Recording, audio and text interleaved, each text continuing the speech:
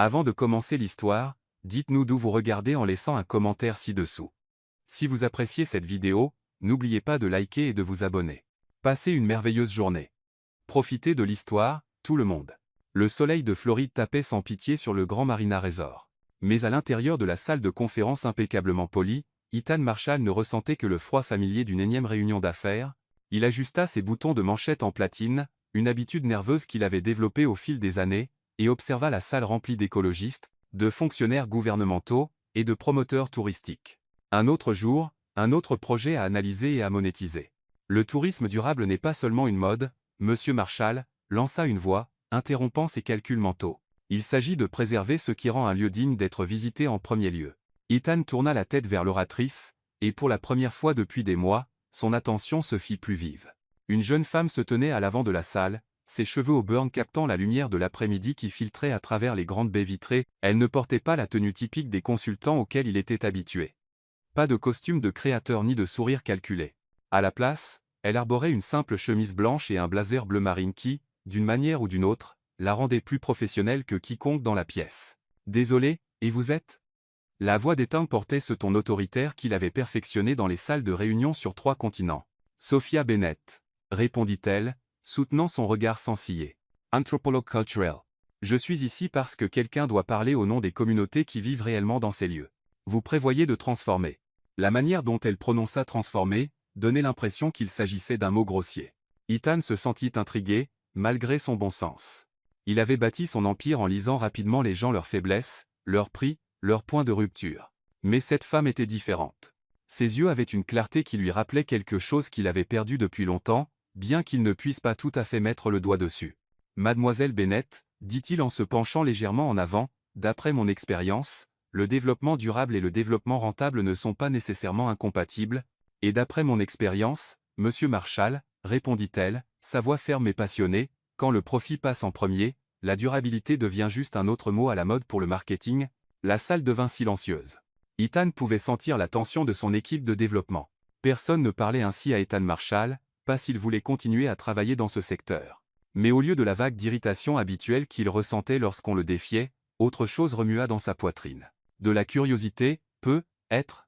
Ou était-ce de l'admiration? Vous avez mon attention, dit-il doucement. Continuez, y vos priez. Pendant les 30 minutes suivantes, Sophia présenta ses recherches sur les communautés de pêcheurs indigènes des Keys de Floride. Elle parla des pêcheurs de 3e génération chassés de leurs propres eaux par des prix exorbitants, des récifs coralliens qui avaient mis des siècles à se former et qui pourraient être détruits en une seule saison de construction. Sa voix portait un poids qui n'avait rien à voir avec des titres universitaires et tout à voir avec une sincère préoccupation. Ethan se surprit à observer ses mains lorsqu'elle gesticulait, la manière dont elle repoussait une mèche de cheveux derrière son oreille lorsqu'elle faisait un point particulièrement important. Quand elle souriait vraiment souriait, pas les expressions répétées auxquelles il était habitué, tout son visage s'illuminait. Il était troublant de se sentir aussi attiré par cette parfaite inconnue qui, en substance, lui disait que l'œuvre de sa vie était destructrice.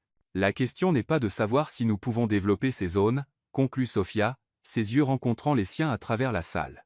La question est de savoir si nous devons le faire, et si nous le faisons, si nous sommes assez courageux pour le faire correctement, assez courageux. Ethan n'avait pas pensé au courage en termes d'affaires depuis des années. Risque calculé, analyse de marché, marge de profit, c'étaient ses langages. Mais le courage? Cela appartenait à une version plus jeune de lui-même, celle qui croyait en la construction de quelque chose de significatif avant que le poids du succès ne l'ait usé. Lorsque la réunion se termina et que les gens commencèrent à sortir, Ethan prit une décision qui le surprit lui-même. « Mademoiselle Bennett », appela-t-il alors qu'elle rassemblait ses documents. « Voulez-vous dîner avec moi ce soir?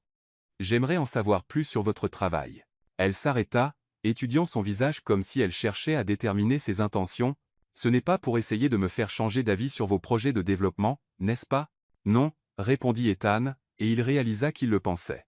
Il s'agit de comprendre pourquoi quelqu'un se soucie encore assez pour se battre pour quelque chose de plus grand que lui. La vulnérabilité dans ses propres mots le prit au dépourvu. Depuis quand n'avait-il pas admis à quiconque, y compris à lui-même, qu'il avait cessé de se soucier de quoi que ce soit au-delà du prochain contrat, de la prochaine acquisition, du prochain zéro sur son compte bancaire? D'accord, dit finalement Sophia. Mais dans un endroit local, un endroit authentique. Pas le genre d'endroit où les gens connaissent votre nom, et vous offrent des repas gratuits. Ethan faillit sourire. Je crois connaître l'endroit parfait. Alors qu'elle se dirigeait vers la porte, Ethan se demanda ce que cela ferait de voir le monde à travers ses yeux, de se souvenir de ce que l'on ressent lorsqu'on croit en quelque chose digne d'être protégé. Il prit son téléphone pour annuler son appel nocturne avec le bureau de Tokyo, ce qu'il n'avait pas fait depuis 3 ans, pour la première fois depuis plus longtemps qu'il ne pouvait s'en souvenir. Ethan Marshall était curieux de quelque chose qui ne pouvait être acheté, vendu ou acquis. Et cette prise de conscience était à la fois terrifiante et étrangement libératrice. L'odeur de crevettes grillées et le son des guitares acoustiques flottaient dans l'air nocturne de Key West alors qu'Ethan et Sophia marchaient le long des rues pavées vers le petit restaurant qu'il avait choisi. C'était un endroit qu'il avait découvert des années auparavant, avant que la célébrité et la fortune ne transforment chaque repas en une performance sociale. Maintenant, en regardant Sophia absorber l'atmosphère authentique de la ville, il se rappela pourquoi il était tombé amoureux de ce coin oublié de la Floride. « Cet endroit est parfait », dit Sophia, s'arrêtant pour regarder un musicien de rue jouant du saxophone sous la lumière dorée d'un vieux lampadaire. Il a une âme véritable. Ethan la regarda déposer quelques pièces dans l'étui du musicien, notant comment ses yeux brillaient d'une véritable appréciation. Depuis quand quelqu'un avait-il utilisé le mot âme en sa présence sans parler de marketing ou de stratégie de marque? Comment avez-vous trouvé cet endroit? Demanda Sophia alors qu'il se dirigeait vers le restaurant. Par hasard, répondit Ethan, tenant la porte ouverte pour elle. Il y a 5 ans, ma voiture est tombée en panne ici pendant un orage. J'ai fini par être coincé pendant 3 heures à cette table. Il désigna un coin tranquille près de la fenêtre. C'était la première fois depuis des années que je n'avais ni téléphone, ni ordinateur portable, ni emploi du temps pour diriger ma vie. Le restaurant était petit et intime, avec des tables en bois usé et des bougies qui dansaient doucement dans la brise venant des fenêtres ouvertes. Ils s'assirent, et pour la première fois depuis longtemps, Ethan ne vérifia pas ses messages ni n'ajusta sa posture pour projeter de l'autorité. « Parlez-moi de votre famille », dit Sophia après qu'ils eurent commandé du poisson grillé local pour les deux, rien de sophistiqué. « D'où venez-vous, Ethan ?» La question le prit au dépourvu. Les gens voulaient généralement en savoir plus sur ses affaires, ses investissements, ses prochaines acquisitions. Personne ne s'intéressait à son passé. « J'ai grandi dans le Michigan », commença-t-il lentement. Mon père était ingénieur dans une usine automobile. Ma mère travaillait comme secrétaire dans une école primaire. Il marqua une pause, surpris de la facilité avec laquelle les mots venaient. Ils économisaient chaque centime pour m'envoyer à l'université. Ils avaient ce rêve que je construirais quelque chose d'important, quelque chose qui durait. Et vous l'avez fait, observa Sophia, mais il y avait une question implicite dans ses yeux. J'ai construit un empire, corrigea Ethan, sa voix portant un poids qu'il n'avait pas prévu. Mais je ne suis pas sûr que ce soit ce qu'ils avaient en tête. Sophia inclina la tête, l'étudiant à la lumière douce des bougies. Que pensez-vous qu'ils avaient en tête? Quelque chose avec du sens, admit-il. Mon père disait toujours qu'un homme devrait laisser le monde un peu meilleur qu'il ne l'a trouvé. Quand j'ai commencé, je croyais vraiment que je faisais cela, créer des emplois, revitaliser des zones délabrées. Il secoua la tête. Quelque part en chemin, j'ai oublié que le développement peut signifier autre chose que le profit maximum. L'honnêteté de ses propres mots le surprit. C'était comme si sa présence créait un espace sécurisé où il pouvait être la version de lui-même qu'il avait enfouie sous des années de négociations impitoyables. Et vous? Demanda Ethan, sincèrement curieux. Qu'est-ce qui vous a conduit à l'anthropologie culturelle? Les yeux de Sophia s'illuminèrent, et elle se pencha en avant avec enthousiasme. Ma grand-mère, elle était Cherokee, l'une des dernières de notre famille à vraiment connaître les anciennes histoires. Quand j'avais 8 ans, elle m'a emmené dans une réserve et m'a montré comment une communauté entière perdait son identité parce que le tourisme avait transformé leur culture en spectacle. Sa voix devint plus passionnée à mesure qu'elle parlait. J'ai vu des enfants qui ne connaissaient pas leur propre tradition mais savaient faire de fausses danses tribales pour les touristes. J'ai vu des artisans vendre des souvenirs fabriqués en Chine avec des symboles sacrés. C'est là que j'ai compris que certaines choses sont plus importantes que l'argent. Ethan sentit quelque chose remuer dans sa poitrine, un mélange d'admiration et de quelque chose de dangereusement proche de l'envie. Depuis quand n'avait-il pas ressenti une telle passion pour quoi que ce soit? Votre grand-mère est-elle encore en vie? Demanda-t-il doucement. Elle est décédée l'année dernière, répondit Sophia, sa voix devenant plus douce. Mais avant de partir, elle m'a fait promettre de continuer à me battre pour les voix que personne d'autre n'écoute. C'est pourquoi je suis ici, Ethan. C'est pourquoi je ne peux pas simplement sourire et accepter des projets qui vont faire taire une autre communauté. Ils mangèrent dans un silence confortable pendant quelques minutes, chacun perdu dans ses pensées. Ethan se surprit à observer comment elle savourait chaque bouchée, comment elle prêtait attention à l'assaisonnement, à la texture, à la saveur. Depuis quand n'avait-il pas vraiment goûté un repas au lieu de simplement le consommer comme du carburant? Puis-je vous poser une question personnelle, dit finalement Sophia. Ethan hocha la tête, se préparant à l'habituel. Pourquoi n'était-il pas marié? Pourquoi n'avait-il pas d'enfant? Pourquoi avait-il choisi une vie si solitaire au sommet?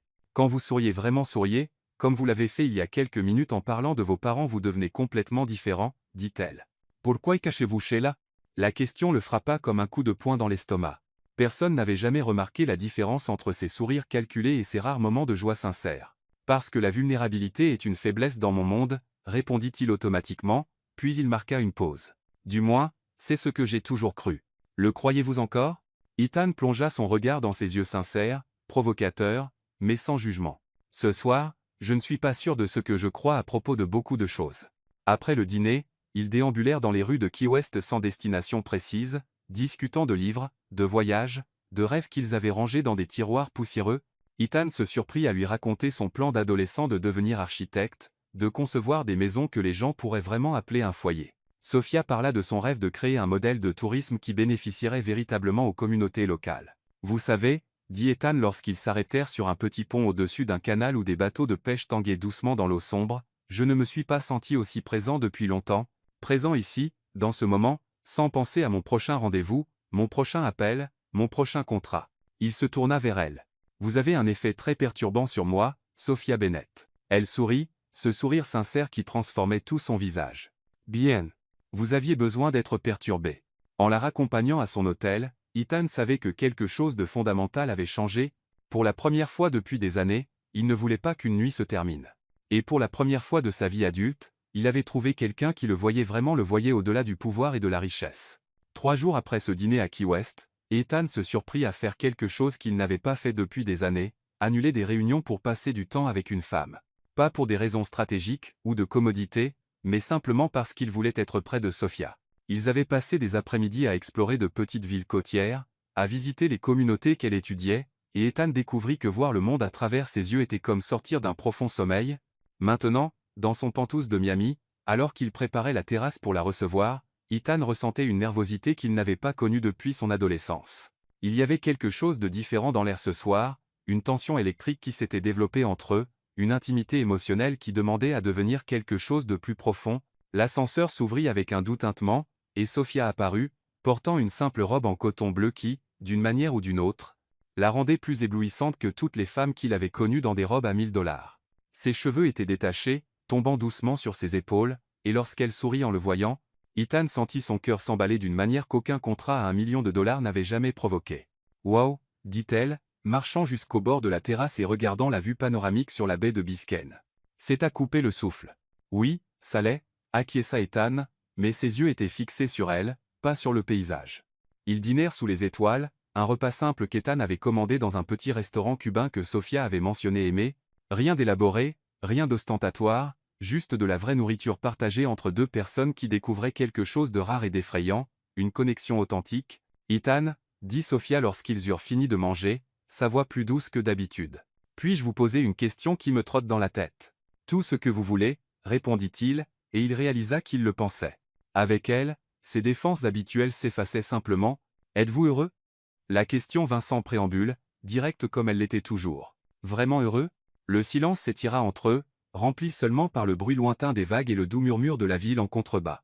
Ethan regarda ses mains, puis les lumières scintillantes de la baie, partout sauf dans ses yeux perçants. Non, dit-il finalement, le mot sortant comme un soupir. Je ne le suis pas. Je ne l'ai pas été depuis longtemps. Pourquoi? Ethan se leva, marchant jusqu'au bord de la terrasse, ses mains reposant sur la balustrade en verre. Parce que quelque part sur le chemin pour tout avoir, je me suis perdu, dit-il, sa voix basse mais claire dans la nuit chaude. J'ai construit un empire, mais je vis dans une tour d'ivoire. J'ai plus d'argent que je ne pourrais en dépenser en 10 vies, mais je n'ai personne avec qui j'ai vraiment envie de le dépenser. J'ai le pouvoir de changer des villes entières, mais je n'utilise jamais ce pouvoir pour quelque chose qui compte vraiment. Il se tourna vers elle, et il y avait une vulnérabilité brute dans ses yeux qui serra le cœur de Sophia. Vous voulez connaître la vérité, Sophia?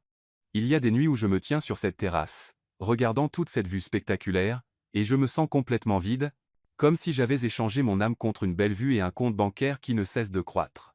Sophia se leva lentement, s'approchant de lui. Lorsqu'elle fut assez près pour sentir la chaleur de son corps, elle s'arrêta. « Et que voulez-vous vraiment » demanda-t-elle doucement. « Je veux me sentir vivant à nouveau. » confessa Ethan. « Je veux me réveiller le matin excité par quelque chose, pas seulement en calculant la prochaine acquisition. Je veux construire quelque chose qui compte, pas seulement quelque chose qui se vend. » Il hésita, puis trouva le courage de continuer. Je veux vraiment me connecter avec quelqu'un qui me voit au-delà de l'argent et du pouvoir. Quelqu'un comme moi. Demanda Sophia, faisant un pas de plus. Surtout, vous, répondit-il, sa voix rauque d'émotion. Ils restèrent là un moment, la tension entre eux presque tangible. Puis Ethan tendit la main, touchant doucement son visage. Sophia, commença-t-il, mais elle posa un doigt sur ses lèvres, le faisant taire. J'ai aussi quelque chose à confesser, dit-elle, sa voix tremblante. Quelque chose qui pourrait changer la façon dont vous me voyez. Ethan fronça les sourcils, confus. Qu'est-ce que c'est? Sophia prit une profonde inspiration, comme si elle rassemblait son courage pour sauter d'une falaise. Je n'ai jamais été avec un homme auparavant. Les mots restèrent en suspens dans l'air entre eux. Ethan cligna des yeux, assimilant ce qu'elle venait de dire. Vous voulez dire, je suis vierge, dit-elle simplement, ses yeux rencontrant les siens avec un mélange de vulnérabilité et de détermination. À 28 ans, je n'ai jamais été avec personne. Pas parce qu'il n'y avait pas d'opportunité, mais parce que je n'avais jamais trouvé quelqu'un qui me faisait me sentir assez en sécurité pour me donner complètement. Quelqu'un en qui j'avais confiance avec mon cœur, pas seulement mon corps. Ethan sentit comme si le monde s'était arrêté de tourner. Dans son cercle social, trouver quelqu'un avec une telle pureté, une telle préservation intime, était presque impossible. Mais plus que cela, le fait qu'elle ait choisi de partager cela avec lui. Sophia, dit-il doucement, ses mains encadrant son visage, cela ne change rien à la façon dont je vous vois. En fait, cela vous rend encore plus extraordinaire. Vous ne trouvez pas que je suis étrange? Démodé? Je pense que vous êtes la femme la plus incroyable que j'ai jamais rencontrée, dit-il avec une sincérité totale. Et si vous me dites cela, j'ai besoin que vous sachiez quelque chose, aussi. Elle attendit, ses yeux grands ouverts et confiants. Je ne vous toucherai pas tant que vous ne serez pas absolument certaine que c'est ce que vous voulez, dit Ethan, sa voix ferme mais tendue par une émotion contenue. Quand ce moment viendra, s'il vient, ce sera parce que vous l'aurez choisi, pas parce que je vous aurai poussé ou manipulé. Vous méritez d'être aimé complètement, respecté complètement, protégé complètement. Des larmes se formèrent dans les yeux de Sophia. Comment pouvez-vous dire cela? La plupart des hommes. Je ne suis pas la plupart des hommes, Sophia. Du moins, je ne veux pas l'être. Il embrassa son front doucement. Vous m'avez fait me souvenir que certaines choses sont vraiment sacrées, et si vous me donnez votre confiance, votre première fois, votre tout, je veux mériter complètement ce cadeau. Elle se blottit alors contre lui, ses bras autour de sa taille, et Ethan la serra comme si elle était la chose la plus précieuse au monde.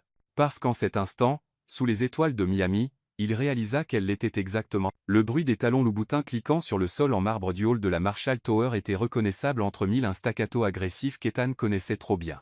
Il n'avait pas besoin de lever les yeux de ses documents pour savoir qui approchait son bureau au 30e étage. Lorraine Harper annonçait toujours sa présence avant même d'apparaître. Mademoiselle Harper est ici pour vous voir, Monsieur Marshall, annonça son assistante, Emily, par l'interphone, sa voix teintée d'une tension suggérant que Lorraine n'avait pas pris de rendez-vous. Faites-la entrer, soupira Ethan, sauvegardant le document sur lequel il travaillait un plan de développement durable que Sophia l'avait aidé à concevoir, ironique. Au moment où il avait enfin trouvé quelque chose qui valait la peine d'être construit, son passé revenait le hanter. Lorraine entra comme une tempête, vêtue de soie et d'un parfum coûteux. À 35 ans, elle était toujours époustouflante de la manière calculée qu'exigeait la haute société de Miami, des cheveux blonds platine toujours impeccables, un maquillage qui pourrait survivre à un ouragan, et cette confiance prédatrice qui venait du fait de savoir depuis toujours que sa beauté était une arme. Ethan, chérie, roucoula-t-elle, s'approchant de son bureau avec ce sourire qu'il avait autrefois trouvé irrésistible et qu'il trouvait maintenant simplement épuisant. Tu as l'air différente, Lorraine. Il se leva par politesse mais garda le bureau entre eux. Que veux-tu? Droit au but. J'ai toujours aimé ça chez toi, dit-elle, s'installant dans le fauteuil en cuir en face de son bureau sans y être invitée. J'ai entendu des rumeurs intéressantes à ton sujet récemment. Quelque chose à propos d'une nouvelle consultante. La manière dont elle prononça consultante fit ressentir à Ethan un élan instinctif de protection envers Sophia. Mes affaires ne te concernent plus depuis 2 ans, Lorraine. Oh, mais si, chérie, surtout quand elles affectent des intérêts communs. Elle croisa les jambes et se pencha en arrière, visiblement amusée. Thomas Bradley est très préoccupé par tes nouveaux idéaux. La mention du sénateur Thomas Bradley glaça le sang d'Ethan. Bradley était le genre de politicien qui donnait à la profession sa mauvaise réputation corvidrisnia. Rompu jusqu'à l'os, plus intéressé à remplir ses propres poches qu'à servir le peuple. Ethan avait coupé tous les liens avec lui après avoir découvert le stratagème d'enchères frauduleuses dans lequel Bradley était impliqué. Que veut Thomas maintenant? Demanda Ethan, sa voix basse et dangereuse. Il veut que tu arrêtes de jouer les écologistes et que tu reviennes aux vraies affaires, répondit Lorraine avec désinvolture, examinant ses ongles parfaitement manucurés. Ce projet de tourisme durable que tu as donne de mauvaises idées à d'autres personnes. Des gens importants commencent à poser des questions gênantes sur les pratiques standards de l'industrie, tant mieux. Peut-être qu'il est temps que certaines pratiques changent. Lauren rit, un son cristallin et vide. Mon cher Ethan, tu as toujours été si naïf quand il s'agissait d'idéaux. C'est pourquoi nous travaillons si bien ensemble. Je te gardais concentré sur ce qui compte vraiment, et qu'est-ce que cela serait, selon toi? Le pouvoir, l'argent, l'influence. Elle se pencha en avant, ses yeux bleus brillants d'une intensité familière. Les seules choses qui durent dans ce monde. Cette nouvelle obsession pour faire une différence passera, comme toujours. Mais en attendant, tu fais du tort à des gens importants. Des gens importants, répéta Ethan, sont-on chargés de mépris. Tu veux dire Thomas et ses amis corrompus? Je veux dire des gens qui peuvent rendre ta vie très difficile si tu continues sur cette voie. Le masque de charme de Lauren glissa un instant, révélant quelque chose de plus froid en dessous. Thomas a des informations, Ethan, sur l'époque où vous étiez partenaires, sur des décisions que tu as prises qui n'étaient être pas totalement transparentes. Ethan sentit la tension familière dans sa poitrine qui survenait chaque fois qu'il pensait à ses premières années de carrière, lorsque la frontière entre ambition et corruption s'était brouillée plus qu'il ne voulait l'admettre. Est-ce que tu me menaces, Lauren? Je te protège, comme je l'ai toujours fait. Elle se leva, lissant sa robe. Mets fin à cette mascarade de durabilité. Renvoie ta nouvelle consultante et reviens là où est ta place. À mes côtés, en construisant le genre d'empire qui impressionne vraiment. C'est alors que la porte du bureau s'ouvrit, et Sophia entra, portant un dossier de rapports environnementaux. Elle s'arrêta en voyant Lauren, son expression passant de la surprise à quelque chose de plus prudent. Oh, dit Sophia, regardant tour à tour Ethan et Lauren. Désolé, je ne savais pas que vous étiez en réunion. Vous n'interrompez rien, dit rapidement Ethan, remarquant comment Lauren étudiait Sophia avec l'intensité d'un prédateur évaluant sa proie. Laurensen Allight. Pas si vite, dit Lauren, son sourire devenant acéré. Vous devez être la célèbre Dr Bennett. J'ai tellement entendu parler de vous. Sophia tendit la main poliment. Et vous êtes Lauren Harper, ex-fiancée d'Ethan, ex-partenaire d'affaires. Ex de beaucoup de choses. Elle serra la main de Lauren avec une force inutile. C'est fascinant de rencontrer enfin la femme qui a réussi à captiver notre Ethan avec, comment dire? Un charme rustique, dit Lauren. Lauren, avertit Ethan, sa voix chargée d'avertissement. Charme rustique? Répéta Sophia, haussant un sourcil. C'est une façon intéressante de décrire l'éducation et l'intégrité. Oh, ma chère, rit Lauren, mais il y avait du venin dans son rire. Pensez-vous vraiment que vous changez quelque chose? Les hommes comme Ethan ne changent pas. Ils expérimentent un temps avant de revenir là où ils appartiennent. Les gens changent quand ils trouvent des raisons de changer, répondit calmement Sophia. Mais Ethan pouvait voir le feu brûler dans ses yeux. Et certains ne changent jamais parce qu'ils n'ont jamais trouvé quelque chose de plus grand que leur propre cupidité. Le silence qui suivit était chargé de tension. Laurent regarda Sophia comme si elle réévaluait son adversaire, réalisant qu'elle avait sous-estimé la simplicité apparente de l'anthropologue. Eh bien, dit finalement Lauren, ramassant son sac Hermès. Cela a été éclairant. Ethan, réfléchis à ce que nous avons discuté. Thomas n'est pas connu pour sa patience, et tu sais de quoi il est capable quand on le contrarie. Elle se dirigea vers la porte mais s'arrêta et se retourna une dernière fois. Et Dr Bennett, soyez prudente. Le monde d'Ethan peut être dangereux pour ceux qui n'y sont pas nés. Après son départ, ne laissant que l'écho de ses talons et l'odeur persistante de son parfum, Ethan et Sophia restèrent silencieux un long moment. Quel genre d'informations Thomas a-t-il sur vous? Demanda finalement Sophia, sa voix douce mais inquiète. Ethan regarda par la fenêtre la ville en contrebas, les mêmes lumières qui représentaient autrefois des possibilités infinies, semblant maintenant lourdes du poids des choix passés. Le genre qui pourrait détruire tout ce que nous avons construit ensemble, dit-il doucement, et probablement me détruire dans le processus. Le bureau d'Ethan s'était complètement transformé dans les 2 semaines suivant la visite menaçante de Lauren. Là où il n'y avait autrefois que des rapports financiers et des projections de bénéfices, les tables étaient maintenant couvertes d'études environnementales, de cartes de communautés côtières et de propositions de développement durable. C'était comme si une tempête de détermination avait balayé l'espace, remplaçant la froideur corporative par quelque chose de vibrant et de vivant. Les chiffres ne manquent pas, dit Nathan Reynolds, le directeur financier d'Ethan depuis 8 ans, en feuilletant les documents devant lui. Si nous suivons le modèle de développement proposé par Dr Bennett, nos profits initiaux seront 30% inférieurs au projet initial. Ethan regarda Sophia, qui était assise de l'autre côté de la table de conférence, ses notes étalées devant elle comme une carte de bataille. Elle ne dit rien, mais il pouvait voir la tension dans ses épaules. Ils avaient travaillé sans relâche sur ce projet, et maintenant il était disséqué par une salle pleine d'exécutifs sceptiques. Mais, continua Nathan, la surprise évidente dans sa voix, les projections à long terme sont extraordinaires. Nous parlons d'un modèle économique qui se maintient pendant des décennies, pas seulement des années, des communautés prospères, une préservation environnementale et des profits constants qui croissent organiquement. Comment est-ce possible? Demanda Olivia Patel, la directrice marketing, se penchant en avant avec un intérêt sincère. Sophia prit enfin la parole, sa voix claire et confiante. Parce que lorsque vous investissez dans les gens et les lieux, au lieu de simplement extraire des ressources, vous créez un cycle positif. Des communautés prospères attirent des touristes conscients qui paient plus pour des expériences authentiques. Des environnements préservés deviennent des actifs qui s'apprécient avec le temps. Des employés respectés et bien payés créent un service exceptionnel. Il s'agit de faire pousser des racines plutôt que de simplement planter et récolter, ajouta Ethan, regardant chaque personne dans la salle. Nous parlons de transformer notre entreprise d'une machine d'extraction en une force régénératrice.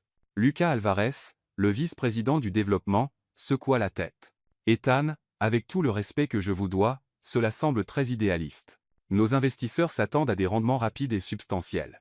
Nos investisseurs s'attendent à du leadership, répondit Ethan, sa voix portant une autorité qui n'avait pas besoin d'être forcée, et le leadership signifie parfois montrer une meilleure voie, pas seulement suivre ce qui a toujours été fait.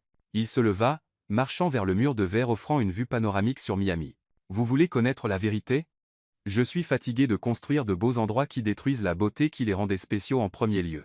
Fatigué de créer des emplois qui ne paient pas assez pour que les gens vivent avec dignité dans les communautés qu'ils ont aidé à construire. Mais, Ethan, interrompit Olivia, des changements comme celui-ci sont risqués. Et si ça ne marche pas? Et si ça marche? Demanda doucement Sophia, mais sa voix portait une force tranquille qui fit tourner tous les regards vers elle. Et si nous créons quelque chose que d'autres entreprises veulent copier? Et si nous devenons la norme d'or pour un développement responsable? Et si, au lieu de simplement générer du profit, nous générions de la fierté? Ethan sentit quelque chose remuer dans sa poitrine, un mélange d'admiration et d'amour qui le surprenait encore par son intensité. Regarder Sophia défendre non seulement le projet, mais la vision qu'ils avaient construite ensemble, était comme voir son propre âme reflétée dans quelqu'un d'aussi passionné. Vous avez raison, dit Rachel Nguyen, l'architecte en chef, qui était restée silencieuse jusqu'alors. J'ai passé 15 ans à concevoir des complexes qui pourraient être n'importe où dans le monde de beaux endroits, mais sans âme. Ce projet. Pour la première fois depuis des années, je suis excité d'aller travailler. Un murmure d'accord parcourut la salle. Ethan vit des visages qui, il y a quelques semaines, semblaient résignés, maintenant rayonnant d'une énergie qu'il avait oubliée possible dans un environnement corporatif. Alors, c'est décidé? Demanda Ethan, regardant autour de la table. Nous avançons avec le modèle Heritage Coast? Les têtes s'hochèrent une à une, certaines hésitantes, d'autres enthousiastes, mais toutes en accord. Après la fin de la réunion et que la salle se vida, Ethan et Sophia restèrent seuls parmi les documents épars et les tasses de café vides. Te rends-tu compte de ce que nous venons de faire? Demanda Ethan, un mélange d'exaltation et de nervosité dans la voix. Nous venons de parier toute ton entreprise sur une vision du monde complètement différente, répondit Sophia, organisant ses notes. As-tu des doutes? Ethan s'approcha d'elle, ses mains trouvant ses épaules. Au contraire, pour la première fois depuis des années, j'ai l'impression de construire quelque chose dont mes parents seraient fiers de voir. Et les menaces de Lauren et Thomas Bradley? Qu'ils viennent, dit Ethan, sa voix ferme d'une détermination qu'il ne savait pas encore posséder. J'ai passé des années à avoir peur des conséquences de faire ce qui est juste. Je ne vivrai plus comme ça. Sophia sourit, ce sourire qui rendait toujours le monde d'Ethan plus lumineux. Tu sais que cela signifie la guerre, n'est-ce pas? Les gens comme Bradley n'abandonnent pas facilement quand leurs intérêts sont menacés. Alors nous nous battrons, dit simplement Ethan. Ensemble. Il l'attira plus près, et pour la première fois depuis qu'il avait rencontré Sophia, Ethan s'autorisa à l'embrasser, un baiser doux rempli de promesses et de détermination. Lorsqu'ils se séparèrent, il vit dans ses yeux le même feu qu'il sentait brûler dans sa propre poitrine. Tu m'as transformé, Sophia Bennett, murmura-t-il contre son front. Tu m'as fait me souvenir de qui j'étais et tu m'as montré qui je peux devenir. Tu t'es transformé toi-même, corrigea TL doucement. Je t'ai juste aidé à retrouver ton chemin. Plus tard cette nuit-là, Ethan se tenait seul dans son bureau, regardant la ville à travers le mur de verre. Les lumières de Miami scintillaient comme toujours, mais maintenant elles représentaient quelque chose de différent, pas seulement un territoire conquis ou des marchés à exploiter, mais des communautés remplies de personnes avec de vrais rêves et besoins. Son téléphone sonna. C'était Christopher Evans, l'un des plus gros investisseurs de l'entreprise. Ethan, j'entends des rumeurs sur des changements radicaux dans la direction de l'entreprise, j'espère qu'on pourra parler demain. Bien sûr, Christopher, répondit Ethan, mais il n'y avait pas d'anxiété dans sa voix. J'ai beaucoup à partager avec vous. En raccrochant, Ethan sourit pour lui-même. La bataille ne faisait que commencer, mais pour la première fois de sa vie adulte, Il savait exactement pourquoi il se battait. L'odeur de magnolia et le bruit des cigales emplissaient l'air humide de Savannah, alors que la Bentley d'Ethan s'arrêtait devant la maison victorienne à 2 étages où Sophia avait grandi. C'était une maison qui respirait l'histoire, la peinture s'écaillait par endroits, un jardin plus sauvage que soigné, mais avec une authenticité qui fit immédiatement comprendre à Ethan d'où venait la force intérieure de Sophia. « Ils vont adorer », dit Sophia, mais Ethan pouvait sentir la tension dans sa voix alors qu'elle ajustait la robe jaune qu'elle avait choisie, spécialement pour lui présenter sa famille. « Juste, ne mentionne pas combien d'argent tu as dans les 5 premières minutes, d'accord ?» Ethan sourit, ajustant la chemise décontractée qu'il avait choisie, la plus simple qu'il possédait, et probablement encore plus chère que le salaire mensuel de la plupart des gens. « J'ai promis de me tenir. » La porte d'entrée s'ouvrit avant qu'il n'atteigne les marches du porche, et une femme qui était clairement une version plus âgée de Sophia apparut, suivie d'un homme grand aux cheveux gris qui avait le même regard intelligent et direct que sa fille. « Sophia, ma chérie », s'exclama Elizabeth Bennet, enveloppant sa fille dans une étreinte chaleureuse qui serra quelque chose dans la poitrine d'Ethan. Depuis quand quelqu'un l'avait-il accueilli avec une telle joie sincère? « Et vous devez être Ethan, » dit William Bennet, tendant une main cailleuse qui racontait des décennies de travail honnête. Sa poignée de main était ferme, ses yeux évaluateurs, mais pas hostiles. « J'ai beaucoup entendu parler de vous. J'espère qu'au moins la moitié était positive. » Ethan répondit, essayant de masquer la nervosité qu'il n'avait pas ressentie depuis ses entretiens d'embauche à l'université. « Plus que ça. » Elizabeth intervint avec un sourire chaleureux. « Notre Sophia ne peut pas s'arrêter de parler des projets que vous développez ensemble. Entres. Le dîner est presque prêt. » L'intérieur de la maison était exactement ce à quoi Ethan s'attendait. Des meubles confortables qui avaient vu des générations de familles, des photographies couvrant chaque surface disponible, et cette sensation de foyer que son propre Penthouse, malgré toute son élégance, n'avait jamais réussi à capturer. « Ethan, veux-tu voir l'atelier de papa ?» demanda Sophia, remarquant comment il observait tout avec une fascination silencieuse. William lui fit signe de le suivre dans un couloir étroit jusqu'à une petite pièce à l'arrière de la maison. C'était un atelier de menuiserie, avec des outils soigneusement organisés et des morceaux de bois à divers stades de transformation en meubles magnifiques et fonctionnels. « Je travaille le bois depuis 40 ans, dit William, passant sa main sur une table à manger à moitié finie. Sophia m'a dit que vous avez étudié l'architecture avant de vous lancer dans les affaires. Pendant un temps, répondit Ethan, touchant doucement la surface lisse du bois, mais j'ai perdu mon chemin quelque part en route. Et maintenant, l'avez-vous retrouvé? C'était une question simple, mais lourde de sens. Ethan regarda les mains de William, marquées par des décennies de création de beauté à partir de matières brutes, de construction de choses qui dureraient des générations. Yes, I did even honeyment. Votre fille m'aide à me souvenir que construire quelque chose signifie plus que simplement générer du profit. William hocha lentement la tête. Sophia a toujours été comme ça. Depuis qu'elle était petite, elle se souciait plus de faire ce qui est juste que ce qui est facile. Parfois, je m'inquiétais que le monde fasse du mal à quelqu'un avec un cœur si grand. Je ne lui ferai jamais de mal, dit Ethan, les mots sortant avec une intensité qui surprit les deux hommes. Pas intentionnellement, acquiesça William. Mais les intentions et les résultats ne vont pas toujours de pair, surtout quand il s'agit de personnes venant de mondes très différents. Pendant le dîner du poulet frit fait maison, de la purée de pommes de terre et une tarte aux pêches qu'Elizabeth avait faite ce matin-là. Ethan se surprit à se détendre d'une manière qu'il n'avait pas connue depuis des années.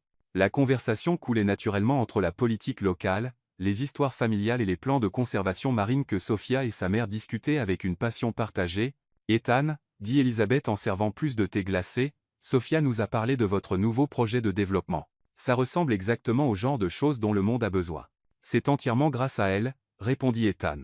Je n'ai fourni que les ressources. La vision, la passion, l'âme du projet, tout cela vient de Sophia. Ce n'est pas vrai, protesta Sophia, posant sa main sur la sienne. Tu aurais pu m'ignorer complètement après cette première réunion. Tu aurais pu continuer à faire des affaires comme tu l'as toujours fait. Mais tu as choisi de changer. Parce que tu m'as montré que le changement était possible, dit Ethan, ses yeux rencontrant les siens. William s'éclaircit doucement la gorge. Ethan, que dirais-tu d'une promenade dans le jardin? J'ai des plantes que j'aimerais te montrer. Ils sortirent dans l'air nocturne, où des lucioles dansaient parmi les azalées, et le son lointain de musique country flottait depuis une fête chez un voisin. William marcha en silence pendant quelques minutes avant de parler. Ma fille est spéciale, dit-il enfin. Pas seulement intelligente ou belle, mais véritablement bonne. C'est rare de nos jours. Je sais, répondit Ethan doucement. C'est l'une des choses qui m'attire le plus chez elle. Et toi, Ethan? Qui es-tu au-delà de riche et prospère? La question surprit Ethan. La plupart des gens ne regardaient jamais au-delà de la surface, ne se souciaient jamais de qui il était sous les zéros de son compte bancaire. J'essaie de le découvrir, admit Ethan. Pendant longtemps, j'ai perdu de vue qui j'étais au-delà des affaires. Sophia m'aide à retrouver cet homme. Et quand tu l'auras trouvé, que comptes-tu faire? Je compte aimer votre fille de tout ce que j'ai, dit Ethan, les mots sortant sans hésitation. La protéger, la soutenir, construire une vie digne d'elle, si elle me le permet. William s'arrêta de marcher, étudiant le visage d'Ethan à la lumière douce du porche. Elle t'aime, tu sais. Je peux le voir dans la manière dont elle te regarde, dont elle parle de toi. Elle n'a jamais amené personne ici avant. Et vous? Approuvez-vous? J'approuve l'homme que je vois ce soir, dit William prudemment. L'homme qui travaille aux côtés de ma fille pour créer quelque chose de plus grand que lui. Cet homme a ma bénédiction. J'espère juste qu'il est assez fort pour résister quand le monde essaiera de le ramener à qui il était avant. Ils retournèrent à l'intérieur, où Sophia et Elisabeth lavaient la vaisselle et riaient d'une histoire qu'Elisabeth racontait sur les bêtises d'enfance de Sophia. En les voyant ensemble, Ethan ressentit une pointe de quelque chose qu'il mit un moment à reconnaître. De l'envie, pas de richesse ou de statut, mais de la simplicité sincère de cet amour, de ce lien familial que l'argent ne pouvait pas acheter. « Maman, nous devrions y aller, dit finalement Sophia. Nous avons un vol tôt demain. Bien sûr, ma chérie. Elisabeth serra d'abord sa fille dans ses bras, puis, à la surprise d'Ethan, le serra lui aussi. Prends soin d'elle pour nous. Avec ma vie, promis Ethan, et il réalisa qu'il n'avait jamais dit quelque chose de plus vrai. Dans la voiture en route vers l'hôtel, Sophia prit sa main. Alors, qu'en penses-tu? Je pense que je comprends d'où vient ta force, dit Ethan. Et je pense que, pour la première fois de ma vie, je sais ce que signifie avoir une vraie famille. Le premier signe que quelque chose allait terriblement mal arriva un lundi pluvieux à Miami lorsqu'Emily, l'assistante d'Ethan, entra dans son bureau avec une expression qu'il n'avait jamais vue. Auparavant un mélange de confusion et de panique à peine contenu. « Monsieur Marshall, dit-elle, sa voix tremblante, il y a des agents fédéraux dans le hall. Ils demandent à vous parler d'irrégularités environnementales dans les projets Heritage Coast. » Ethan sentit son sang se glace. Il était en train de revoir les contrats finaux pour le premier complexe durable lorsque le monde qu'il avait soigneusement construit avec Sophia commença à s'effondrer autour de lui. « Où est Sophia ?» fut sa première question. Toujours au laboratoire, en train d'analyser des échantillons d'eau des dernières recherches sur le terrain, elle ne sait encore rien. 15 minutes plus tard. Ethan était assis dans une salle de conférence froide et impersonnelle pendant que l'agent Michael Thor de l'EPA et l'agent Lisa Park de l'IRS étalaient des documents sur la table comme des cartes dans un jeu mortel. « Monsieur Marshall, commença l'agent Thor, sa voix neutre mais chargée d'autorité, nous avons reçu des informations anonymes indiquant que vos projets Heritage Coast pourraient violer plusieurs réglementations environnementales fédérales, gestion inappropriée des déchets, construction dans des zones protégées, corruption de fonctionnaires locaux pour obtenir des permis. C'est impossible, répondit Ethan, gardant sa voix stable malgré le tumulte dans son esprit. Chaque aspect de ces projets a été minutieusement planifié pour dépasser les réglementations environnementales, pas les violer. Nous avons également des allégations, ajouta l'agent Park, faisant glisser un dossier épais sur la table, d'évasion fiscale systématique par le biais de paradis fiscaux, non déclarés, et de contrats frauduleux avec des consultants fictifs. Ethan ouvrit le dossier et sentit comme s'il avait reçu un coup de poing dans l'estomac. Il y avait des documents qui semblaient officiels, des contrats portant sa signature, des virements bancaires qui prétendument prouvaient un réseau de corruption élaboré. C'était une falsification magistrale, assez convaincante pour ruiner sa réputation, même si elle était finalement prouvée fausse. Ces documents sont falsifiés, dit Ethan, sa voix basse mais ferme. Et j'ai une bonne idée de qui est derrière tout ça. Monsieur Marshall, dit l'agent Thor, se penchant en avant, je vous suggère de coopérer pleinement avec notre enquête. Mentir à des agents fédéraux est un crime fédéral. Je ne mens pas. On me fait porter le chapeau. C'est alors que Sophia fit irruption dans la salle de conférence, portant encore sa blouse de laboratoire, ses yeux flamboyants d'une colère qu'Ethan n'avait jamais vue auparavant. « Que se passe-t-il ici » demanda-t-elle, regardant des agents à Ethan. « Emily m'a dit que vous accusez Ethan de crimes environnementaux. C'est ridicule. Et vous êtes » demanda l'agent Park. Dr Sophia Bennett, anthropologue culturelle et consultante environnementale, responsable de tous les protocoles de durabilité dans les projets Heritage Coast. Et je peux garantir que chaque réglementation n'a pas seulement été respectée, mais dépassée. Dr Bennett, dit calmement l'agent Thor, nous avons également reçu des allégations selon lesquelles vous pourriez être impliqué dans des stratagèmes pour masquer des violations environnementales par des rapports scientifiques frauduleux. Le silence qui suivit était assourdissant. Sophia pâlit, ses mains tremblant légèrement alors qu'elle assimilait l'accusation. « Vous mettez en doute mon intégrité scientifique, dit-elle, sa voix basse, dangereuse, ma réputation académique que j'ai passé une décennie à construire? Nous mettons en doute l'objectivité de quelqu'un qui est personnellement impliqué avec le sujet de ces recherches, répondit l'agent Park, son ton chargé d'insinuation. Ethan se leva brusquement, sa chaise raclant contre le sol. Arrêtez tout de suite. Dr Bennett est l'une des scientifiques les plus respectées dans son domaine. Si vous voulez enquêter sur moi, enquêtez sur moi. Mais laissez-la en dehors de ça. Non, dit fermement Sophia, posant une main sur le bras d'Ethan. Ils veulent une guerre? Ils auront une guerre? Mais ils vont découvrir qu'ils ont choisi les mauvaises personnes à attaquer, pendant les 2 heures suivantes, alors que les agents fouillaient dans les documents et posaient des questions de plus en plus hostiles, Ethan et Sophia travaillèrent côte à côte pour démanteler chaque allégation. Ils présentèrent des dossiers méticuleux, des rapports indépendants et des témoignages de communautés locales soutenant leur projet. Agent, dit finalement Sophia, empilant une montagne de preuves sur la table, voici 15 rapports d'impact environnemental indépendants, tous réalisés par des laboratoires tiers, voici des lettres de soutien de 12 leaders communautaires. Et ici, elle fit glisser une tablette sur la table, ce sont des images de chaque phase de construction, montrant non seulement la conformité, mais des pratiques qui établissent de nouvelles normes dans l'industrie. L'agent Thor examina les documents, son expression passant progressivement du soupçon à la confusion. C'est très complet. Parce que nous faisons notre travail correctement, dit Ethan. Et parce que nous avons la conscience tranquille. C'est alors que son téléphone sonna. C'était Christopher Evans, son plus gros investisseur. Ethan, il faut que je te parle maintenant. Je regarde les informations. Et quelles informations? Demanda Ethan, un frisson familier se répandant dans sa poitrine. Allume la chain chapter maintenant. Sophia attrapa la télécommande de la salle de conférence et alluma la télévision. Ce qu'ils virent les figea. Le milliardaire Ethan Marshall, connu pour ses complexes de luxe, fait l'objet d'une enquête pour de multiples violations environnementales et évasion fiscale. Des sources proches de l'enquête suggèrent que Marshall aurait utilisé sa nouvelle consultante, Dr Sophia Bennett, pour masquer des pratiques illégales par des rapports scientifiques frauduleux. Comment savent-ils déjà? Murmura Sophia, l'horreur évidente dans sa voix. L'enquête vient à peine de commencer. Ethan savait exactement comment.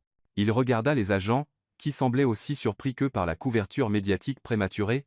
Quelqu'un a divulgué cela à la presse avant même que vous ne commenciez la véritable enquête, dit Ethan, sa voix dure avec une colère contenue. Quelqu'un voulait que ça devienne public, peu importe ce que vous trouveriez. L'agent Torres fronça les sourcils. Ce n'est pas le protocole standard. Les enquêtes fédérales sont confidentielles jusqu'à ce que quelqu'un avec des contacts dans les médias décide d'en faire un spectacle, termina Sophia, les pièces s'assemblant. Thomas Bradley. Ethan hocha sombrement la tête. Il n'a pas pu me convaincre d'abandonner par l'intermédiaire de Lorraine. Maintenant, il essaie de me détruire publiquement. Son téléphone commença à sonner sans arrêt. Investisseurs, partenaires, médias. Par la fenêtre, Ethan pouvait voir des camionnettes de presse commencer à se rassembler sur le parking. Dr Bennett, dit l'agent Park, sa voix plus douce maintenant, votre documentation est impressionnante et très précise, pas le genre de choses que quelqu'un pourrait facilement falsifier, parce que c'est réel, répondit Sophia. Chaque mesure, chaque test, chaque rapport, toute ma carrière est basée sur l'intégrité scientifique. Et Monsieur Marshall, ajouta l'agent Thor, ces registres financiers que vous avez fournis sont très détaillés. Nous devrons tout vérifier, mais initialement, il semble que vos opérations soient transparentes, donc, vous découvrirez que nous sommes innocents, dit Ethan. Mais combien de temps cela prendra-t-il? Et combien de dégâts ont déjà été faits? À travers la fenêtre, il pouvait voir plus de camionnettes de presse arriver. Le téléphone de Sophia commença également à sonner, probablement des universités et des organisations environnementales voulant des réponses. Peu importe, dit soudain Sophia, sa voix ferme avec une détermination renouvelée. Peu importe ce qu'ils essaient de nous faire. Nous avons la vérité de notre côté. La vérité n'est pas toujours suffisante, dit Ethan doucement, regardant les caméras se positionner en contrebas. Alors nous ferons en sorte qu'elle le soit, répondit Sophia, prenant sa main. Ensemble. 6 semaines après l'attaque coordonnée de Bradley, le bureau d'Ethan s'était transformé en quelque chose qui ressemblait plus à un centre de commandement de campagne qu'à un environnement corporatif traditionnel. Des piles de lettres de soutien couvraient les tables, des ordinateurs affichaient des diffusions en direct de manifestations à Washington, et le téléphone sonnait sans cesse avec des offres de partenariat de la part d'entreprises et d'organisations à travers le pays. L'enquête fédérale s'était transformée en une victoire retentissante pour Ethan et Sophia. Non seulement ils furent complètement disculpés, mais la minutie de leur documentation et la transparence de leurs opérations finirent par établir une nouvelle norme de responsabilité dans l'industrie du tourisme. Thomas Bradley, en revanche, faisait maintenant face à ses propres enquêtes après que le FBI eut découvert la source des falsifications. Ethan. Tu dois voir ça, dit Sophia, entrant dans le bureau avec un ordinateur portable dans une main et une tasse de café dans l'autre. Ses yeux brillaient d'une excitation qu'il n'avait pas vue depuis le début du cauchemar juridique. L'université de Stanford veut reproduire notre modèle dans leur programme de développement durable. Harvard offre une chaire pour étudier les impacts à long terme de Heritage Coast. Ethan regarda l'écran, où un article de la Harvard Business Review analysait comment son entreprise avait involontairement révolutionné le concept de responsabilité d'entreprise par une transparence radicale. C'était surréaliste de voir sa vie personnelle et professionnelle étudiée comme un cas d'étude. Et il y a plus, continua Sofia, faisant défiler pour montrer un autre courriel. Le Costa Rica veut nous engager pour développer un modèle national de tourisme durable. Le gouvernement des Maldives s'intéresse à notre approche pour gérer le changement climatique par un développement responsable. Comment en sommes-nous arrivés là? Demanda Ethan, secouant la tête d'émerveillement. Il y a 2 mois, nous luttions pour garder nos projets en vie. Et maintenant, nous sommes un mouvement, termina Sofia, s'asseyant sur le bord de son bureau, et tu sais pourquoi? Parce que quand quelqu'un essaie de vous détruire pour avoir fait ce qui est juste, le monde prête attention. L'interphone bourdonna. Monsieur Marshall, vint la voix d'Emily, l'équipe est rassemblée dans la salle de conférence pour la présentation de la Fondation Heritage Roots. Ethan et Sofia échangèrent un regard, un mélange de nervosité et d'anticipation. La fondation était une idée de Sofia, transformer leurs projets isolés en une plateforme nationale capable de reproduire le modèle Heritage Coast dans des communautés à travers le pays. La salle de conférence était bondée. Outre l'équipe habituelle, il y avait des représentants de fondations environnementales, des leaders communautaires venus de différents États, et même quelques journalistes devenus alliés pendant la crise. Il y a 6 mois, commença Ethan, regardant autour de la salle, je construisais de beaux hôtels qui généraient du profit. Aujourd'hui, nous sommes ici pour lancer quelque chose que j'espère sera bien plus grand que nous tous. Sofia se leva, projetant le logo de la Fondation Heritage Roots sur l'écran des racines entrelacées, formant un arbre qui s'étendait à la fois vers le bas et vers le haut. La Fondation Heritage Roots ne concerne pas seulement le développement durable, expliqua-t-elle, sa voix chargée de passion, il s'agit de créer un nouveau modèle pour la manière dont les entreprises peuvent servir les communautés au lieu de simplement en extraire. Il s'agit de prouver que le profit et la finalité peuvent non seulement coexister, mais que l'un renforce l'autre. Lucas Alvarez, qui avait d'abord été sceptique, leva la main. Sofia, Ethan. Les chiffres que nous avons compilés sont impressionnants. Les communautés où nous avons implémenté le modèle Heritage Coast ont vu une augmentation de 340% du revenu familial moyen, une réduction de 89% des jeunes quittant pour les grandes villes, et 0 impact environnemental négatif. Et nos profits?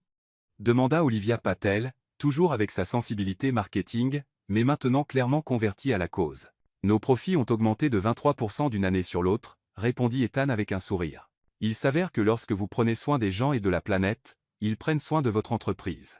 Dr Maria Gonzalez, une économiste environnementale de l'Université de Miami, devenue consultante officieuse de la Fondation, prit la parole. Ce que vous avez créé ici est un cercle vertueux. Des communautés prospères créent des destinations plus authentiques. Des destinations authentiques attirent des touristes plus conscients prêts à payer des prix premium. Des touristes satisfaits deviennent des ambassadeurs de marque. C'est un modèle auto-soutenable et auto-promouvant. Mais le plus important, ajouta Sofia, cliquant pour montrer des photos d'enfants locaux travaillant comme guides juniors, d'artisans vendant des œuvres authentiques à des prix justes, et de pêcheurs exploitant des écotours, c'est que nous créons un avenir, pas seulement que nous détruisons le passé. Nathan Reynolds, le directeur financier, présenta les chiffres finaux. Avec le capital initial que nous avons engagé, nous pouvons établir le modèle Heritage Roots dans 15 communautés côtières au cours des 3 prochaines années. Les projections conservatrices suggèrent que cela créera plus de 5000 emplois directs, préservera environ 100 000 acres d'habitat naturel et générera plus de 200 millions en activités économiques durables. La salle resta silencieuse un moment, absorbant l'ampleur de ce qu'il proposait. Il y a une chose de plus, dit Ethan, sa voix devenant plus personnelle. La Fondation Heritage Roots ne sera pas juste une autre organisation à but non lucratif. Elle sera complètement transparente. Chaque dollar donné, chaque décision prise, chaque résultat obtenu, tout sera public en temps réel. Un portail de transparence? Demanda Isabella Morales, représentante de l'Alliance nationale pour la justice environnementale. Plus que cela, répondit Sofia, excitée. Une expérience de responsabilité radicale. Si nous allons demander à d'autres entreprises de changer, nous devons montrer exactement comment c'est fait, y compris nos erreurs. Nos erreurs? Répéta Ethan, haussant un sourcil. Nous allons faire des erreurs, Ethan. C'est inévitable quand on essaie de changer des systèmes entiers. Mais si nous documentons nos échecs autant que nos succès, d'autres personnes peuvent apprendre sans répéter nos erreurs. Le reste de la réunion fut une tempête de détails logistiques, de calendrier et de plans de mise en œuvre. Mais sous toutes les feuilles de calcul et les stratégies, il y avait quelque chose de plus fondamental, un sentiment partagé qu'ils construisaient quelque chose qui pourrait durer bien au-delà de leur propre vie. Après que tout le monde fut parti, Ethan et Sofia restèrent seuls dans la salle de conférence, entourés des débris du brainstorming, des tableaux à feuilles mobiles couverts d'idées, des tasses de café vides, et l'énergie résiduelle de 2 douzaines de personnes travaillant pour quelque chose de plus grand qu'eux-mêmes. Tu te rends compte qu'il n'y a pas de retour en arrière, n'est-ce pas? Dit Ethan, regardant la projection encore allumée sur l'écran. Si ça fonctionne comme nous l'espérons, nous allons passer le reste de nos vies à être l'exemple que les autres pointent du doigt quand ils disent que le changement est possible. Et si ça ne fonctionne pas, répondit Sophia, eh bien, au moins nous aurons essayé quelque chose qui valait la peine d'être tenté. Il se tourna vers elle, prenant ses mains. Tu sais ce qui est le plus fou? Il y a un an, j'aurais considéré tout cela comme un terrible risque pour ma carrière.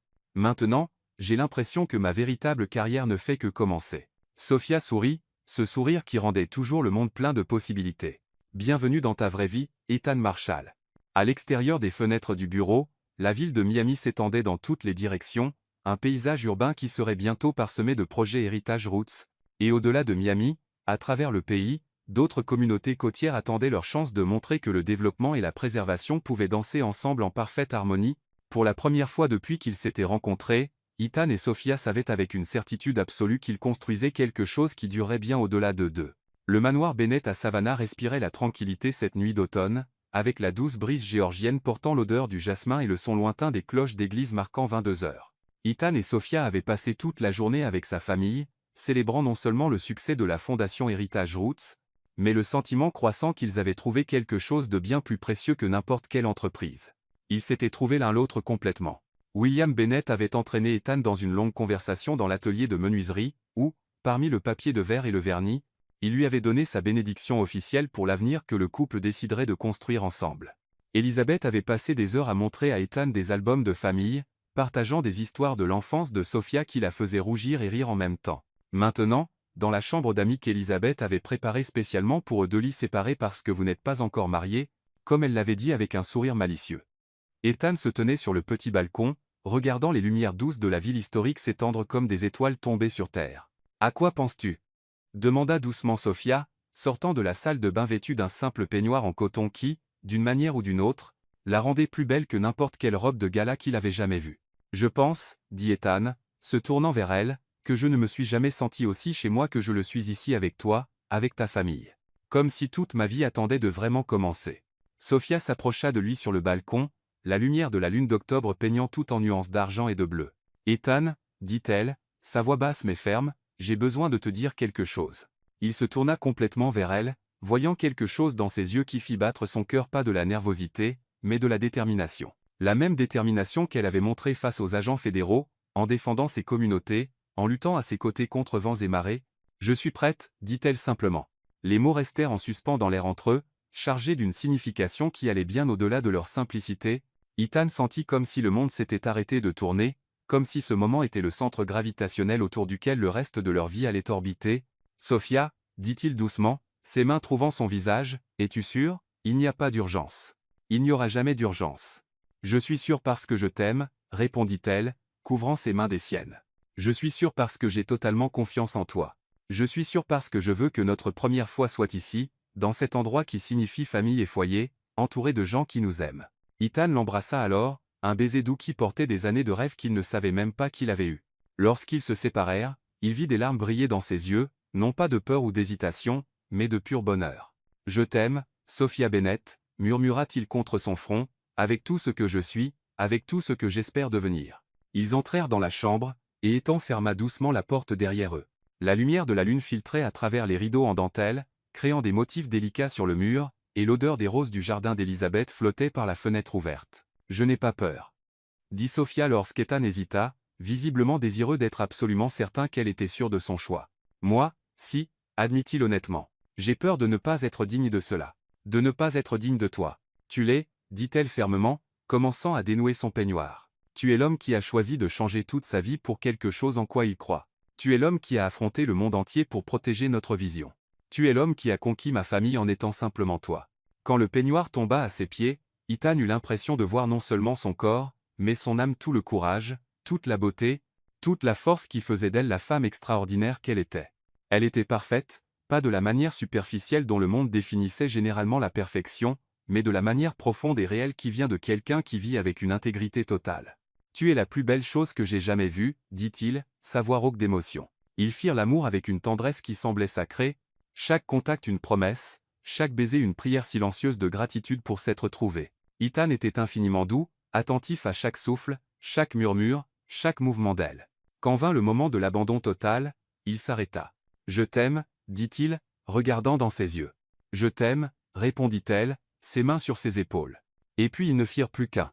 Et Ethan comprit pour la première fois de sa vie ce que signifiait faire l'amour, pas seulement l'acte physique, mais la communion complète de deux âmes qui choisissaient de se faire confiance avec tout ce qu'elles avaient.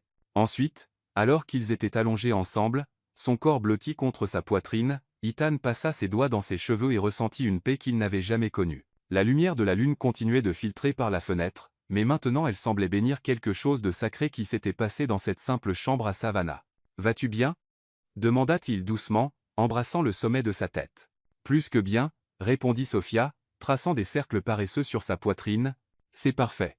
Tu étais parfait. Nous étions parfaits, corrigea-t-il. Ensemble, ils restèrent silencieux pendant un long moment, écoutant les sons nocturnes de Savannah, les grillons chantant, le vent doux dans les arbres, le monde poursuivant son rythme paisible autour d'eux. Mais à l'intérieur de cette chambre, le temps semblait suspendu, comme si l'univers leur offrait ce moment parfait comme un cadeau. « Ethan » dit finalement Sophia, sa voix endormie mais heureuse. « Sais-tu ce qui est le plus incroyable ce soir ? Ce n'est pas seulement que nous nous aimons. C'est que nous avons choisi de nous aimer. Nous avons choisi de faire confiance. Nous avons choisi de construire quelque chose ensemble qui est plus grand que nous deux séparément. » Ethan la serra plus fort, sentant comme si son cœur pourrait éclater de bonheur. « Et nous continuerons de choisir chaque jour pour le reste de nos vies. »« Promise » murmura-t-elle. « Je promets » répondit-il, et ils scellèrent cette promesse par un doux baiser sous la lumière de la lune géorgienne. Cette nuit-là, ce n'était pas seulement deux corps qui s'étaient unis, mais deux âmes qui trouvèrent dans leur union la force d'affronter tout ce que le monde pourrait apporter, et lorsqu'ils s'endormirent enfin, entrelacés et complets, ils savaient qu'ils avaient trouvé leur éternité. Le soleil du matin filtrait à travers les rideaux en dentelle, peignant des motifs dorés sur la peau nue de Sophia alors qu'elle dormait paisiblement dans les bras d'Ethan. Il s'était réveillé avant l'aube, non pas à cause de l'anxiété ou d'engagements urgents comme cela arrivait habituellement, mais à cause d'un pur bonheur, le sentiment qu'il vivait. Le premier jour du reste de sa vie. En regardant son visage serein, Ethan toucha doucement une mèche de cheveux qui était tombée sur sa joue. La nuit précédente avait changé quelque chose de fondamental en lui, pas seulement parce qu'ils avaient fait l'amour, mais parce qu'il comprenait enfin ce que signifiait être complet. Pour la première fois de ses 35 ans, Ethan Marshall savait exactement ce qu'il voulait pour l'avenir. « Bonjour » murmura Sophia, ouvrant lentement les yeux et souriant lorsqu'elle rencontra son regard. « Depuis combien de temps es-tu réveillé ?»« Assez longtemps pour être absolument certain de quelque chose » répondit Ethan, embrassant doucement son front. « Habille-toi. Je veux te montrer quelque chose. » 20 minutes plus tard, ils marchaient pieds nus dans le jardin des Bennett, l'herbe encore humide de rosée froide entre leurs orteils. Ethan avait insisté pour qu'elle porte la robe jaune qu'elle avait mise le jour où il l'avait rencontrée, celle qui capturait parfaitement son essence radieuse. « Où allons-nous » rit Sophia, laissant Ethan la guider à travers le jardin qu'elle connaissait depuis l'enfance. « Tu verras, » dit-il, s'arrêtant sous le magnolia centenaire où Elizabeth lui avait dit la veille que William lui avait fait sa demande il y a 40 ans. « Ethan » commença Sophia, remarquant l'intensité dans ses yeux, « que fais-tu » Mais ses mots se perdirent lorsqu'il s'agenouilla là, dans l'herbe humide, ses mains tremblant légèrement alors qu'il sortait une petite boîte en velours de sa poche. Ce n'était pas une bague extravagante. Ethan avait appris que Sophia n'était pas une femme d'excès. Au lieu de cela, c'était un solitaire simple et élégant avec un diamant qui captait la lumière du matin comme une promesse cristallisée. « Sophia Bennett, » dit-il, sa voix rauque d'émotion, « il y a 8 mois, tu es entrée dans cette salle de conférence et tu as complètement changé ma vie. Tu m'as fait me souvenir de qui j'étais et tu m'as montré qui je pouvais devenir. Tu m'as appris que le vrai succès ne se mesure pas en dollars, mais en vie touchée, en différences faites, en amour partagé. » Des larmes commencèrent à couler sur le visage de Sophia, mais elle souriait ce sourire radieux qui rendait toujours le monde des temps plein de possibilités infinies. « Tu ne m'as pas seulement sauvé, » continua Ethan. « Tu m'as aidé à me sauver moi-même. Et maintenant, je veux passer le reste de ma vie à rendre ce cadeau. Je veux me réveiller chaque jour à tes côtés. Je veux construire des rêves avec toi. Je veux affronter toutes les tempêtes qui viendront, sachant que nous avons l'un l'autre. » Il ouvrit la boîte, et le diamant scintilla comme une étoile capturée. « Sophia, veux-tu m'épouser ? Pas pour ce que j'ai, mais pour ce que nous sommes ensemble. Veux-tu être ma partenaire dans la vie, dans l'amour, et dans chaque bataille qui nous attend ? » « Oui, » murmura Sophia, puis plus fort, riant à travers ses larmes, « oui, bien sûr. Oui. » Ethan glissa la bague à son doigt avec des mains qui tremblaient de joie, puis se leva et la fit tournoyer dans les airs, tous deux riant comme des enfants. Lorsqu'il la reposa, il l'embrassa avec une passion qui contenait toutes les promesses qui n'avaient pas besoin de mots. « Je t'aime, future Madame Marshall », dit Sophia contre ses lèvres. « Je t'aime, futur docteur Marshall », répondit-il, « ou peu importe comment tu veux qu'on t'appelle, tant que tu es à moi. » Ils retournèrent à la maison main dans la main, où William et Elizabeth étaient déjà réveillés, prenant le café sur la terrasse. Le sourire d'Elizabeth lorsqu'elle vit la bague scintiller à la main de Sophia était presque aussi radieux que celui de sa fille. « Eh bien, » dit William, levant sa tasse de café dans un toast improvisé, « je suppose que nous avons un mariage à planifier. » « En fait, » dit Sophia, regardant Ethan, « nous avons bien plus que cela à planifier. » Ils passèrent toute la matinée sur la terrasse, buvant du café et discutant non seulement des plans de mariage mais des plans de vie. La fondation Heritage Roots grandissait plus vite que quiconque ne l'avait imaginé. 3 États avaient déjà adopté une législation basée sur leur modèle. 5 pays avaient formulé des demandes officielles, et des universités à travers le monde créaient des programmes basés sur leurs principes. « Nous allons avoir besoin d'une base d'opération plus grande, » dit Ethan, faisant défiler les courriels qui continuaient d'arriver sur son téléphone, et d'une équipe bien plus importante, « et nous devons décider où nous voulons élever notre famille », ajouta Sophia, faisant lever les yeux d'Ethan de son téléphone pour se concentrer entièrement sur elle. « Notre famille, éventuellement, » clarifia-t-elle rapidement, rougissant. « Je veux dire, j'espère. Je veux des enfants avec toi, » dit Ethan sans hésitation. « Je veux construire une famille qui grandira en sachant qu'il est possible de changer le monde. Je veux élever des enfants qui voient les affaires comme une force pour le bien, qui considèrent le succès comme quelque chose qui élève tous ceux qui les entourent. » Elizabeth se leva à la table. « Je vais faire plus de café. J'ai l'impression que vous allez avoir besoin de caféine pour tous ces projets. » Lorsqu'elle partit, William se pencha en avant. « Ethan, puis-je vous donner un conseil? Bin Sua. Ce que vous avez construit ensemble est spécial, pas seulement l'entreprise, mais le partenariat. Proteigastala. Le monde essaiera de vous séparer de 1000 façons différentes, le succès, la pression, d'autres personnes qui voudront des morceaux de ce que vous avez. Mais si vous vous souvenez toujours que vous êtes plus fort ensemble qu'isolés, vous pouvez tout surmonter. » Il a raison, dit Sophia, entrelaçant ses doigts avec ceux d'Ethan. « Nous sommes une équipe en tout. » Ils retournèrent à Miami cet après-midi-là, mais pas avant une dernière promenade dans la ville historique qui était devenue si importante pour leur histoire d'amour. En déambulant dans les rues pavées, passant devant des maisons qui avaient été témoins de siècles d'histoire humaine, Ethan se sentit connecté à quelque chose de plus grand, une continuité d'amour et de sens qui s'étendait bien au-delà de leur propre vie. « Tu sais ce qui est drôle ?» dit Sophia alors qu'ils attendaient à l'aéroport. « Il y a un an, j'étudiais comment les communautés traditionnelles maintiennent leur identité dans un monde en changement. Je n'ai jamais imaginé que je ferais partie d'une communauté qui crée une identité complètement nouvelle. Et moi, je construisais de beaux endroits qui ne signifiaient rien, » ajouta Ethan. « Maintenant, nous construisons un héritage que j'espère durera des générations. » Dans l'avion pour rentrer chez eux, ils travaillèrent côte à côte sur des plans pour étendre la fondation Heritage Roots, mais aussi sur des projets plus personnels où ils voulaient se marier sur la plage, entourés d'une des communautés qu'ils avaient aidé à préserver, quand ils voulaient commencer à essayer d'avoir des enfants juste après la lune de miel, et comment ils voulaient équilibrer vie professionnelle et familiale. « Tu te rends compte, » dit Ethan alors que l'avion survolait la côte de Floride au coucher du soleil, que notre lune de miel impliquera probablement des visites dans des communautés côtières de 3 pays différents. « Et cela te pose un problème ?» demanda Sophia, haussant un sourcil. « Au contraire, je ne peux rien imaginer de plus parfait que d'explorer le monde avec toi, en construisant des ponts entre les cultures, et en créant de la durabilité partout où nous allons. » Lorsqu'ils atterrirent à Miami, la ville les accueillit avec son énergie familière. Mais maintenant, tout semblait différent. Ce n'était plus seulement l'endroit où Ethan avait construit son empire financier. Désormais, c'était là où ils allaient construire leur empire d'impact, où ils élèveraient une famille, où ils transformeraient leurs rêves en réalité tangible. Debout sur la terrasse du Penthouse cette nuit-là, regardant les lumières de la baie où tout avait commencé, Ethan attira Sophia près de lui. « Prête pour la prochaine aventure, Dr Marshall ?»« N'est prête, » répondit-elle. Et ils scellèrent cette nouvelle promesse par un baiser qui avait le goût de l'avenir lumineux, incertain, mais infiniment rempli de possibilités. Ethan Marshall avait commencé comme un milliardaire qui avait tout mais n'avait rien du tout, jusqu'à ce qu'une nuit change sa vie pour toujours. Ce n'était pas seulement le sang sur les draps qui l'avait transformé, mais la découverte que le vrai pouvoir ne vient pas de conquérir, mais de protéger, que le vrai succès ne se mesure pas en zéro sur un compte bancaire, mais en combien de vies vous élevez. Que l'amour n'est pas une question de posséder quelqu'un, mais de devenir quelqu'un digne d'être aimé. Parfois, une seule personne peut réveiller en nous la version de nous-mêmes qui attendait toujours de naître. Et peut être que cette histoire parle aussi à chacun de nous, des choix que nous faisons lorsque nous trouvons quelque chose qui vaut plus que tout ce que nous avons jamais eu.